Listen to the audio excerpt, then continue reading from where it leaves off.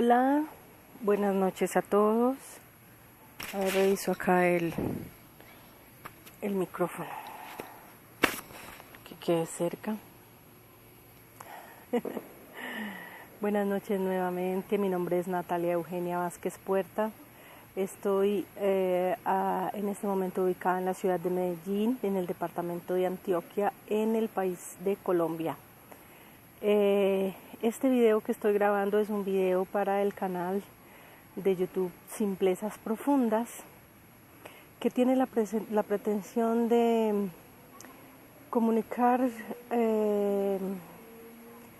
después de varios años de proceso de autoobservación y con unas herramientas generadas por otros humanos, herramientas lógicas, tiene la pretensión de que sepamos, de comunicarles a ustedes lo que yo he observado por mi propia experiencia, me refiero a mi propia vivencia más bien, de cómo funcionamos los humanos, teniendo en cuenta estas herramientas dadas por diferentes personas, entre ellas un físico francés, Jean-Pierre Garnier Mallet, el doctor Ray Hammer, alemán, Alejandra Casado, Argentina, Sergi Torres, Eckhart Tolle, Ronald Hubbard, bueno, una cantidad de personajes que han pasado por nuestra historia tratando de comunicar todo esto.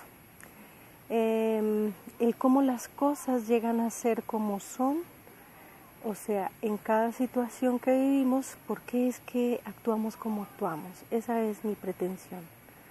Y que lo veamos desde un punto de vista tal vez diferente, que en algún momento puede que les suene un poco extraño, rarito, como al revés, pero que es así como se va dando la actualización de cómo funciona esto que llamamos existencia, esto que llamamos espacio-tiempo. Y bueno, en el video anterior les prometí que les iba a mostrar dónde era que estaba. Voy a ver si aquí yo puedo voltear esta cámara. Y parece que no, así que bueno, vamos a dar una vueltita así. Por ahora miren, esas son las banquitas, unas bancas grandes, bastante grandes, del lugar donde vivo. Estoy en la parte de afuera y vamos a ir hacia esa banquita de allá arriba, que es donde están los bambús. Las personas que vieron ese video, miren, voy caminando hasta para atrás y todo, para poder mostrarles. Y allá tengo mi cuasi picnic nocturno, donde me encantó grabar la última vez, así que decidí hacerlo de nuevo desde ahí. Y vamos hacia allá. Vamos a ir yendo por acá por las escalitas. Acá les voy a ver otra tomita así. Miren, ahí es donde estoy sentada. Allá tengo mi termo. Hoy decidí traer mate porque anoche me dio mucho frío. Y tengo muchísimas ganas. Hacia allá es un bosque, pero es de noche y no se ve. Más abajo hay otras banquitas. Ahora vamos simplemente a acomodarnos acá para comenzar con el tema de hoy.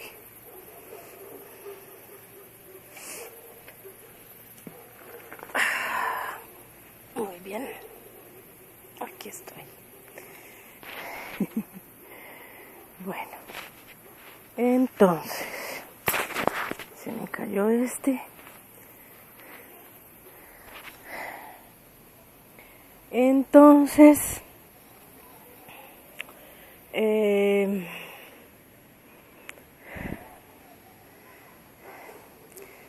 hoy quería hablarles acerca de, me voy a voltear un poquito acá, me doy cuenta que ayer estaba volteada un poquito para este lado, para que podamos Poner la tablet un poco acá sostenidita y no se mueva tanto la imagen. Bien, el tema que pretendía empezar como a desglosar hoy es el tema de las fantasías y las realidades.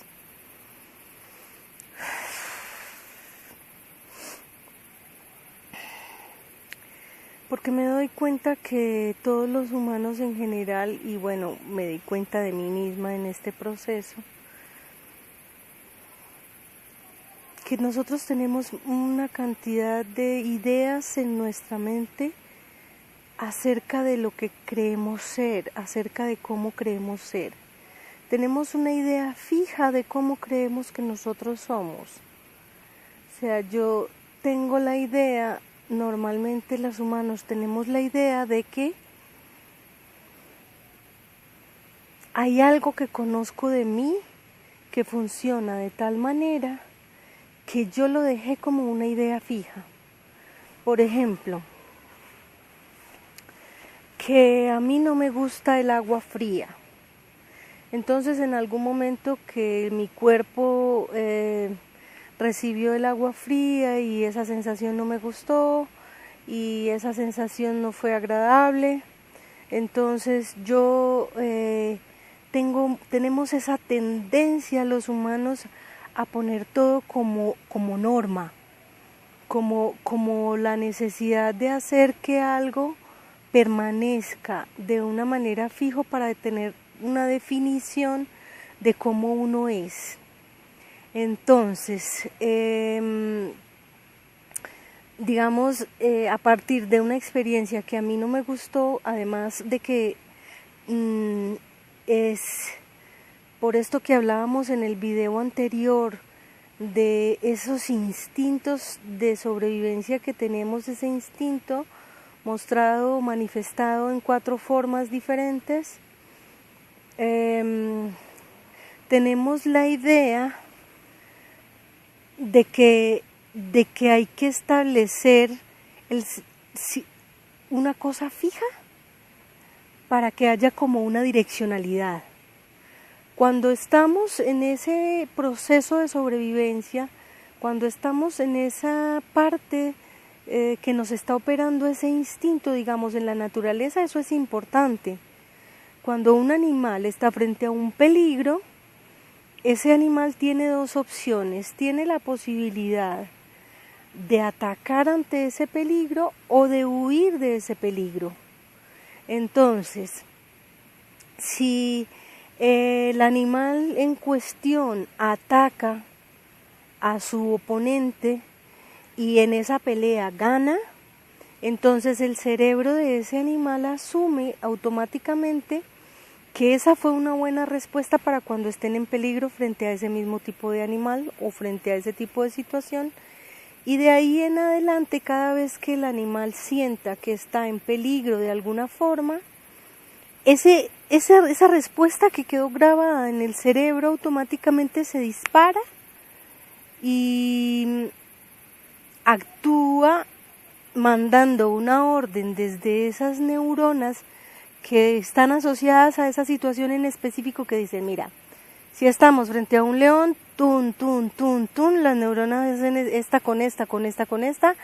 Ah, mira, para cuando estamos frente a un león lo que hay que hacer es atacar. Entonces, ¿cómo le avisa el cerebro al cuerpo que está en peligro y que debe de atacar?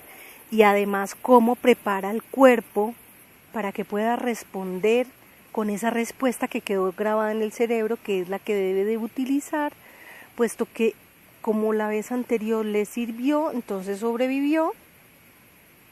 Entonces, ¿cómo lo hace? Envía una orden a través de las neuronas al cuerpo, a las glándulas del cuerpo, de que liberen determinado químico, y ese químico de inmediato entra al torrente sanguíneo y circula por todo el cuerpo y va con ese químico la sangre hasta las células de los músculos para ponerlas en mayor actividad. Entonces es probable que se acelere la corriente incluso sanguínea, la presión sanguínea, la cantidad de veces que pasa a través de, para que llegue más rápidamente todo ese químico a las células, porque se requiere que esas células tengan como un incentivo, es como si se inyectaran un pedazo, un toque de droga, ¡pah!, un estimulante, para que los músculos tengan más fuerza por un instante si es que va a atacar, o más capacidad de poder huir rápidamente si es que va a huir. Entonces, cuando eso sucede, el animal ejecuta esa acción generado por esa sensación que le avisa que esa es la respuesta que debe seguir. Como les decía en el video anterior, esto dentro de la naturaleza y para los animales, de esa forma, para sobrevivir, para mantener su cuerpo vivo, es funcional. Pero en los humanos, que tenemos el lenguaje nuevamente, y voy a repetir esto 50.000 veces, y el pensamiento, más lo que le adicionamos de la categoría que le dimos a estas acciones, que son exactamente las mismas, porque como tenemos esa misma configuración neuronal, como tenemos esas mismas formas estructurales, formas base de cómo mantenernos vivos, entonces nosotros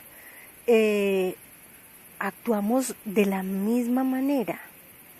Pero a esas formas de actuar de esa forma instintiva de querer o ganar o de huir y hacerme la víctima, porque dentro de esas dos opciones también la otra es posible que a una persona, a un animal le haya funcionado, ¿cierto? Ponerse en víctima le funcionó, hacerse el muerto, pum, y bueno, lo dejaron en paz, ponele, y se salvó.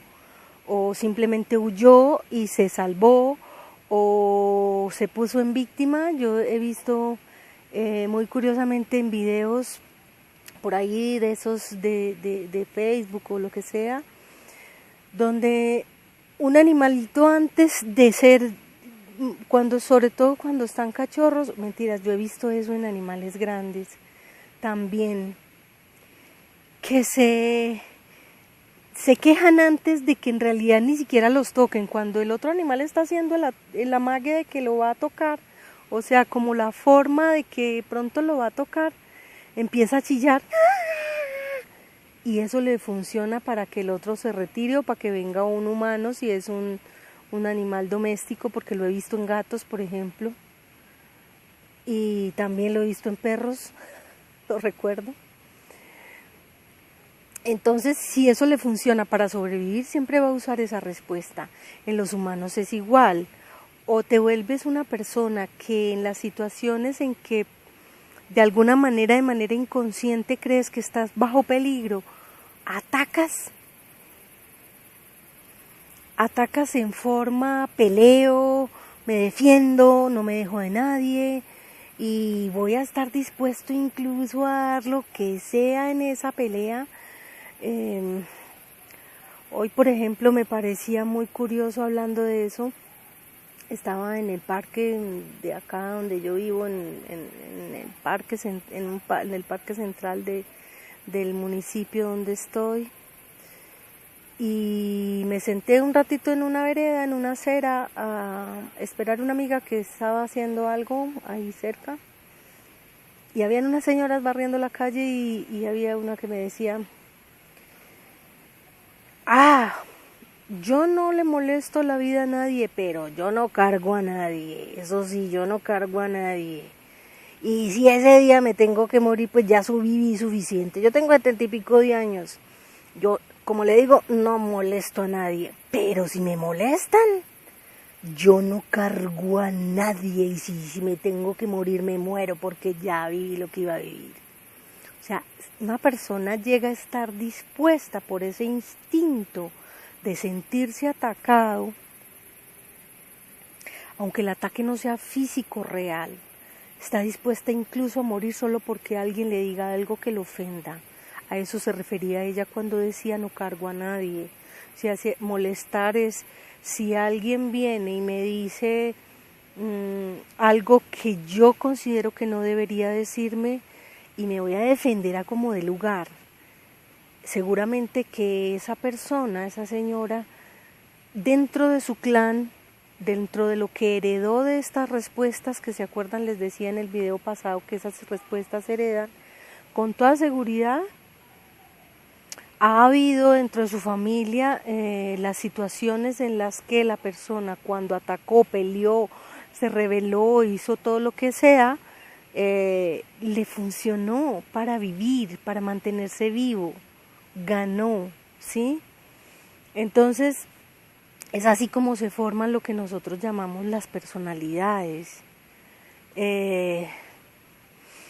En los humanos la cuestión se hace compleja porque, miren, nosotros termino esta idea, de que tenemos ese mismo comportamiento que es generado por el instinto, pero como a esos comportamientos de sobrevivir a modo ataque, por ejemplo, o a modo huida, voy a hablar de las dos cosas, a modo ataque y a modo huida, les dimos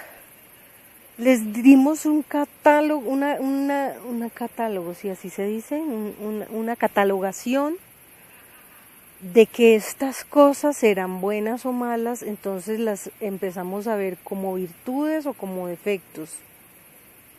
Si esto de atacar es lo que funciona, las personas de su familia y alrededor que tienen la misma información van a determinar que eso casi prácticamente es una virtud.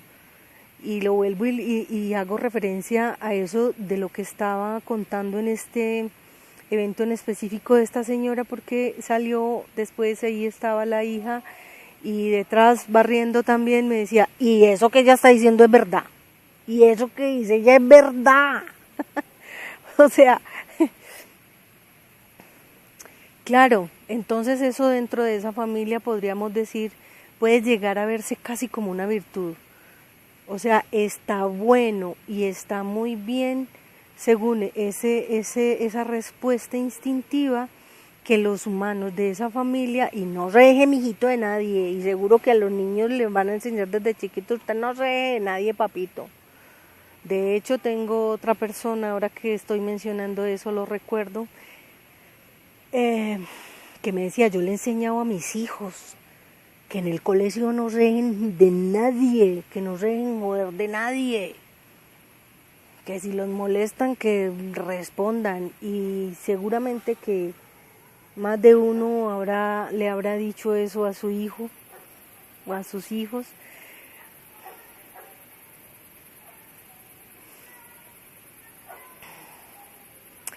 Creo que yo misma hubiera querido que mi hijo hiciera eso cuando estaba más pequeño. Estoy recordando aquí que tal vez hasta yo misma le dije eso. Lo que pasa es que en ese momento lo decía con miedo porque yo reconozco dentro de mí, de mi paquete de información, de archivos, de respuestas, que las respuestas dentro de mi clan, o por lo menos lo que quedó heredado en mí, de alguna manera han sido respuestas de huida, de víctima, ¿sí? Entonces, de alguna manera como que quería que le pasara lo contrario, que no fuera tan bobo, decía uno, ¿no? Y que no se dejara. Bueno, el caso es que cuando estamos en ese modo ataque, entonces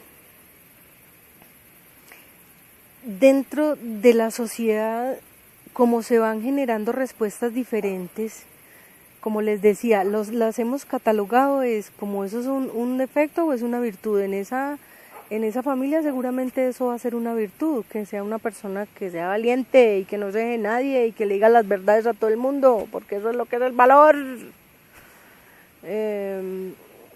Entonces, pero ¿de dónde viene eso? O sea, yo digo estas expresiones como la gente lo diría, pero realmente mi pretensión nuevamente es ir acercándonos a una visión donde nos demos cuenta que todo eso siempre va a confluir, a que eso llega a ser como es porque a esa persona le opera una parte instintiva.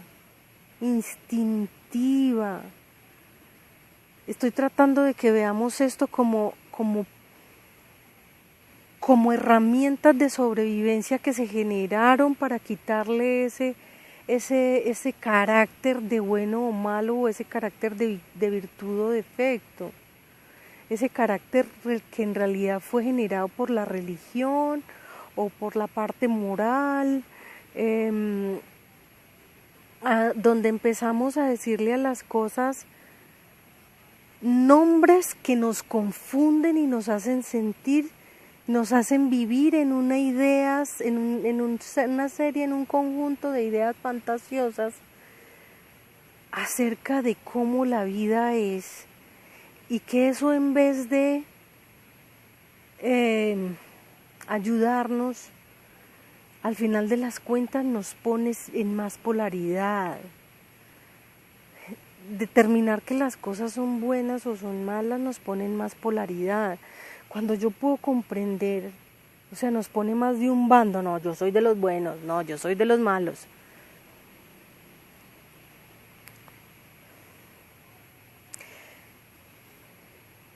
Nos pone en más polaridad en vez de ayudarnos. Cuando yo puedo ir comprendiendo que esa persona lo que le sucede es que le opera ese mismo instinto, yo empiezo de pronto a tener una percepción distinta de ella, por lo menos a tener una visión de ella donde comprendo que a esa persona le pasa lo mismo que a mí. Ese proceso de autoobservación del que yo les hablaba al inicio de este video se refiere exactamente a eso, a que lo que yo he estado observando es cómo salen a través de este cuerpo mío y de mis propios pensamientos y de las propias sensaciones que tengo, de esos químicos que me transcurren, porque esos químicos son nada más y nada menos que lo que a nosotros falsa y fantasiosamente le hemos llamado emociones, justamente, y hemos determinado que las emociones de manera fantasiosa son como una especie de cosa linda, de lo que la vida se trata, y que las emociones son lo que hace que tú te sientas vivo. Claro, es lo que te mandan los químicos, que va a hacer o que te sientas muy mal o que te sientas muy bien. Entonces,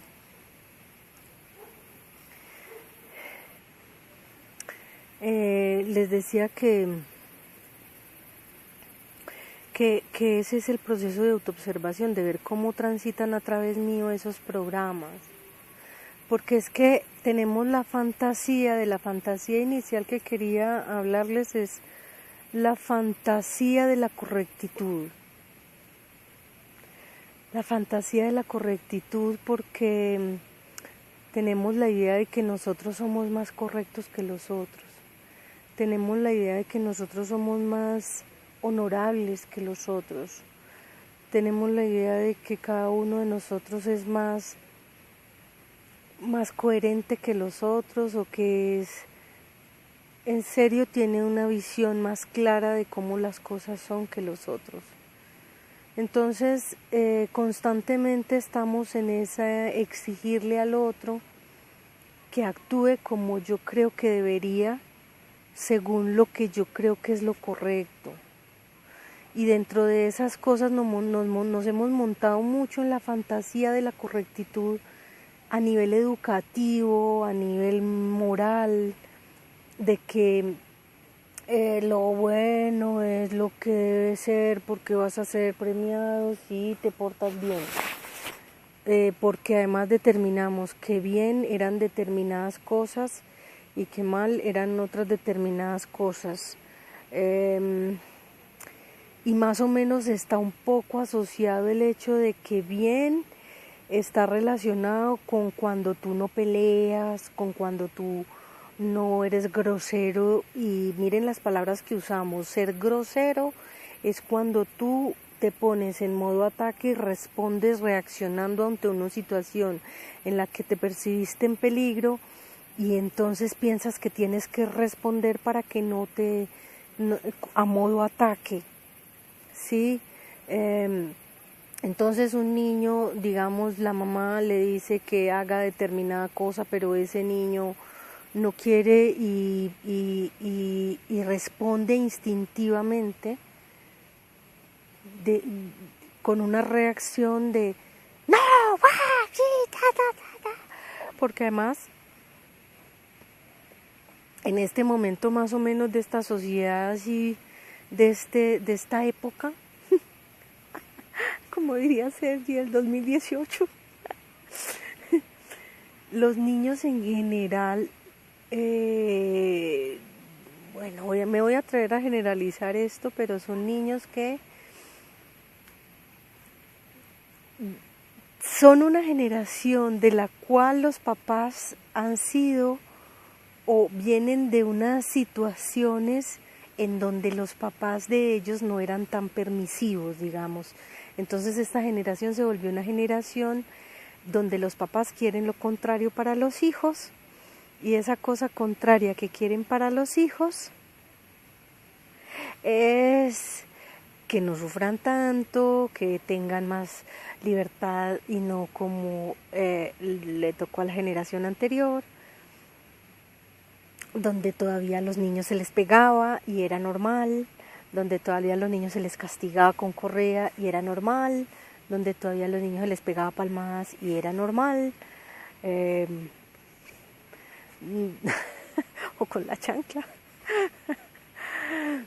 Entonces, en medio de todos estos procesos de psicólogos modernos y a los niños no hay que pegarles y toda esta vuelta, entonces se volvió a lo contrario, y son niños que desde chiquitines basta con que hagan una pequeña escena de enojo o de víctima y de inmediato el adulto va y le da lo que quiere. Entonces, claro, que guardan sus cerebros, que esa reacción es la que tiene que usar siempre para que pueda obtener lo que quiere, ¿sí? Lo que en ese momento cree que necesita, un dulce, una salida o lo que sea.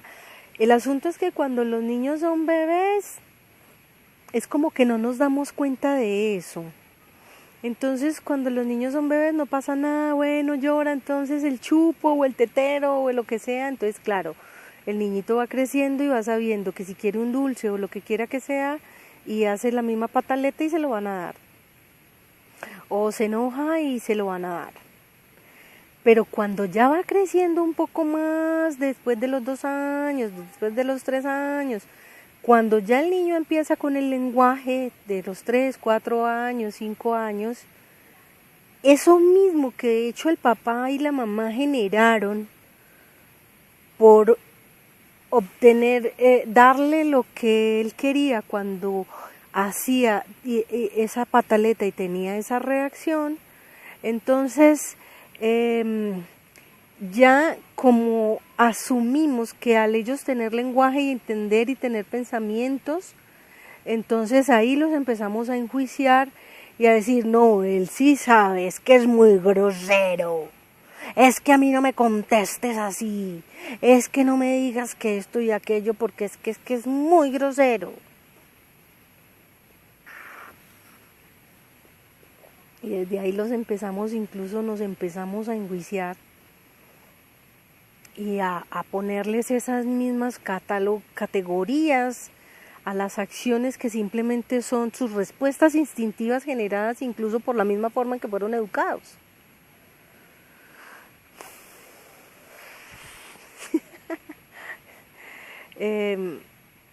Por eso me parece tan importante que nos demos cuenta de estas 4 bases estructurales porque eso nos llevaría en realidad a comprender realmente de base qué es lo que le pasa a un niño y que no es que es muy grosero.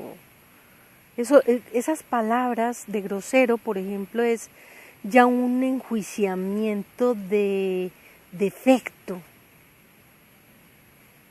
o sea, de valor moral, de valor.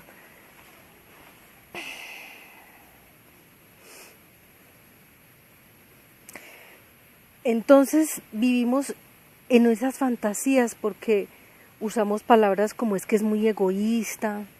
Entonces, niño, no, venga que yo le voy a enseñar el valor de cómo es compartir. Entonces usted no puede ser egoísta ni con su hermanito ni con sus amiguitos porque es que usted tiene que aprender a compartir. Pero fíjense eso cómo van sonando de falso, cuando en realidad si tú te das cuenta que incluso tú mismo, como papá, puedes llegar a tener la respuesta biológica ¿se acuerdan que hablábamos de en ese cuarto, en esa cuarta estructura donde hay esa cuestión del territorio, esa cuestión de que a más territorio, más posibilidades tengo de sobrevivir, que al humano se le transfiere a más cantidad de cosas tenga, más posibilidades tengo de sobrevivir instintivamente, o sea, a más dinero tenga en el banco, a más comida tenga en mi casa, a más cantidad de ropa tenga, entonces yo conscientemente creo que lo hago porque es que me gusta la moda y porque me gusta vestir bonito y porque me gusta tener diferentes cosas para ponerme y todos los días, y entonces empezamos ya a meterle más fantasía de que entonces este color sale con este y entonces este es el que me combina con el bolso y con los zapatos y con la correa y con los areticos que me voy a poner, cuando en realidad no nos damos cuenta que instintivamente, de manera inconsciente, yo hago eso es porque tengo una cosa dentro de carencia muy grande que dice que a mayor cantidad de cosas yo tenga, mejor voy a estar. Ese instinto de guardar para el invierno, de guardar y tener a más reservas, más tengo, más posibilidades voy a tener de sobrevivir. Entonces, si yo mismo como papá tengo esa percepción, eso es lo que yo le transmití genéticamente a mi hijo. Y mi hijo, cuando esté frente a otro niño y tenga sus juguetes, aunque tenga 50,000 juguetes, aunque tenga, pongámosle 50, no seamos tan exageradas, como buena panza. Me estoy sirviendo un matecito.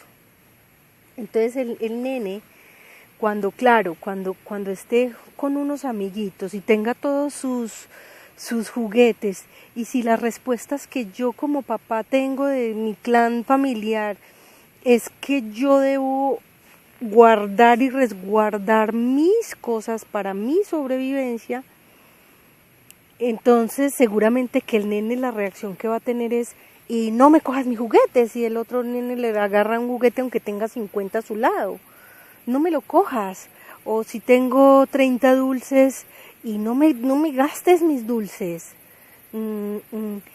Y entonces, como no sabemos estas estructuras, lo vemos desde afuera y creemos que es que el niño es muy egoísta, que es que no sabe compartir, que es que no le hemos enseñado que eso hay que compartirlo, y entonces el pobre niño, como le dicen la orden de que lo debe compartir, entonces desde ahí le empieza la idea de confusión y de dolor, de pelea interna consigo mismo, porque su instinto le dice que no, que guarde sus dulces, pero la moral de yo quiero que mi mamá me quiera, ¿se acuerdan lo que hablábamos del clan? Entonces como quiero que mi mamá me quiera, tengo que hacer lo que mi mamá dice que haga, entonces le tengo que compartir, pero se lo comparto así, como a la brava. Y cuando somos adultos, ese comportamiento de dar por cordialidad, de dar por educación, de dar por sentirme que estoy haciendo lo correcto, se nos vuelve a los adultos una falsedad increíble. Y a veces llega al punto en que tú como adulto te crees que en serio eres muy bueno porque diste una comida donde invitaste a una amiga a comer, pero en el fondo por allá estás sintiendo como, ay, pucha lo que me gasté aquí, pero yo soy muy buena, eso sí. A esa fantasía es a la que me refiero. Entonces tenemos un montón de cosas como estas que acabo de describir en nuestra cabeza que actuamos y no nos damos cuenta que en realidad hay una fantasía y eso a nivel interno empieza a producir muchísimo dolor porque nosotros no somos correctos, no somos buenos. Instintivamente y de manera natural esa parte y ese aspecto nuestro biológico que nos opera es un aspecto de sobrevivir, y sobrevivir implica yo quiero para mí, yo voy a obtener para mí, yo voy a conseguir la comida para mí y para mi clan, yo voy a protegerme a mí, a mis amigos, a mi hijo, a mi vida y a mis hermanos, los míos, no los del vecino. Estoy hablando que así es como es esa parte de nuestro personaje, que es esa persona que creemos ser, que les decía que creemos ser,